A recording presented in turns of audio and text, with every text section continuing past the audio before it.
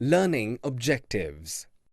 After completing this module, learners will be able to explain the policies for the people, describe the life of sepoys and peasants, describe the list of 84 rules, discuss how the company fought back against the British. Aftermath. A new phase of history began after 1857. By the end of 1859, the British regained the control and did the following changes. In 1858, the British Parliament passed a new bill that transferred the powers from the East India Company to the British Crown for the better management of the Indian affairs. All ruling chiefs of the country were allowed to pass on their kingdoms to their heirs, including the adopted sons. The title of Viceroy was given to the Governor-General of India. With the help of these steps, British government accepted direct responsibility for ruling India. British decided to reduce the number of Indian soldiers and increase the number of European soldiers in the army. Policies were made to protect landlords and zamindars, like giving them security of rights. British also respected some of the Indian customary practices. Indian rulers had to hold their kingdoms as subordinates of the British Crown. Policies and the people. The period of mid-18th century had observed drastic reforms in the Indian society by the British and started bringing about social reforms. Revenues and territories were taken away by them, and Nabobs or Rajas gradually saw their powers to be taken away by them. Though many of them did try to negotiate with the British people, like Rani Lakshmibai, but their requests were continuously turned down. British had planned to end the Mughal dynasty in India in several ways. By removal of the Mughal kings from the coins. Decision of Bahadur Shah Zafar to be the last Mughal king. Peasants were not able to pay the high taxes and ultimately ceded their land to the East India Company. Peasants were unhappy with their pay, ongoing religious reforms, and many were severely punished for not following the British ideologies. In the eyes of British, Indian society needed to be reformed, like abolishing sati and remarrying of widows. Christianity was promoted, which made Indians feel that their religion was completely destroyed by the British. Through the eyes of the people.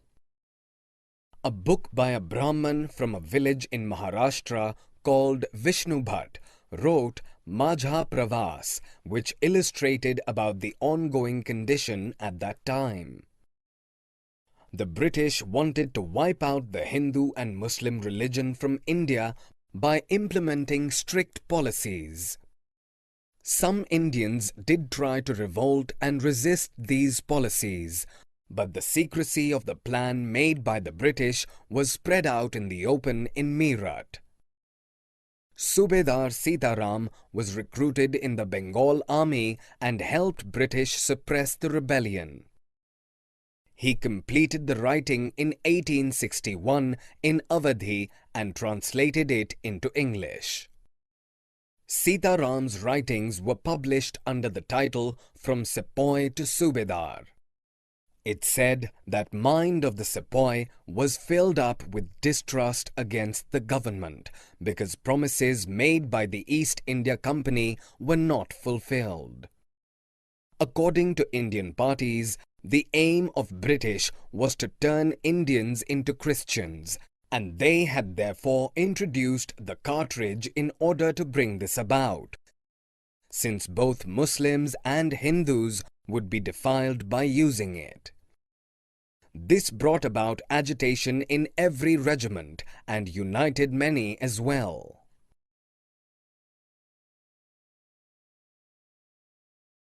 A mutiny becomes a popular rebellion.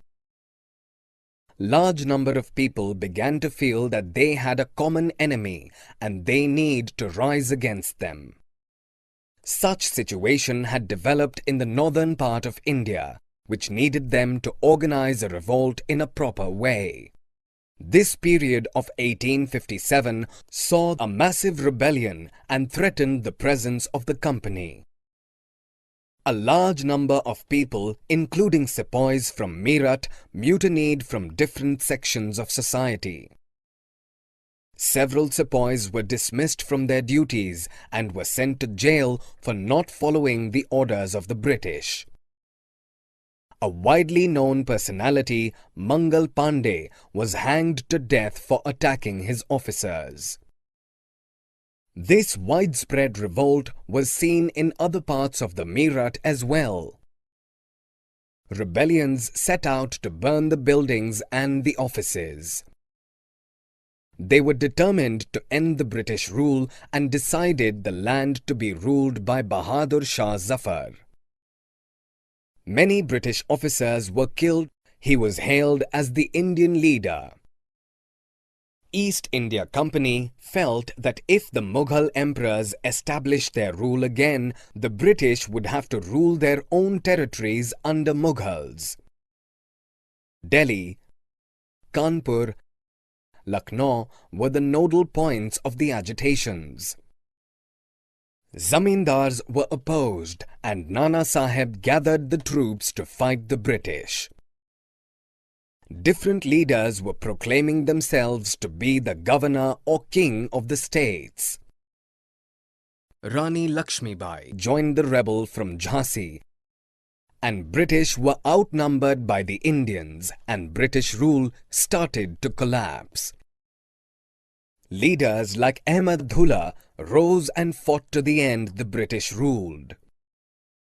Several zamindars, sepoys, civilians were inspired by the revolt and thus joined the rebel in order to end the British rule in India. The company fights back. People were frightened by the large-scale disturbances, so the company decided to end the revolt with all its force. Delhi was recaptured by British from the rebel forces in September 1857. The company fought back and last Mughal ruler Bahadur Shah Zafar along with his wife was sent to jail in Rangoon and his sons were shot before his eyes. British tried to recapture all the nodal points again. People continued to resist and fight battle with the British. The British had to fight for 2 years to suppress the massive forces of the agitated Indian rebellion. Rani Lakshmibai was defeated and killed in June 1858. British tried winning back the faith of the rebels by morally forcing the rebellious landholders by convincing them that if they will cooperate with British, they will not be killed. Summary. Let us summarize what we have learned. The policies of the East India Company affected different people like kings, queens, peasants, landlords, tribal groups and soldiers in different ways. In 1801, a subsidiary alliance was imposed on Awadh.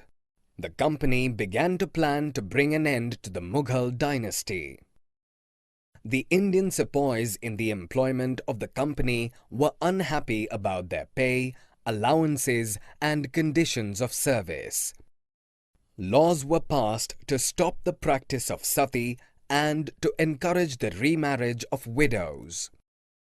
On 29 March 1857, Mangal Pandey, a young soldier, was hanged to death for attacking his officers in Barakpur. In this rebel, Nana Sahib of Kanpur, Birji's Qadar of Lucknow, and his mother Begum Hazrat Mahal, Rani Lakshmi Bai of Jhansi took as active part in organizing the uprising against the British. Rani Avanti Bai Lodhi of Ramgarh raised and led the army against the British, who had taken over the administration of her state. The last Mughal emperor, Bahadur Shah Zafar, was tried in court and sentenced to life imprisonment.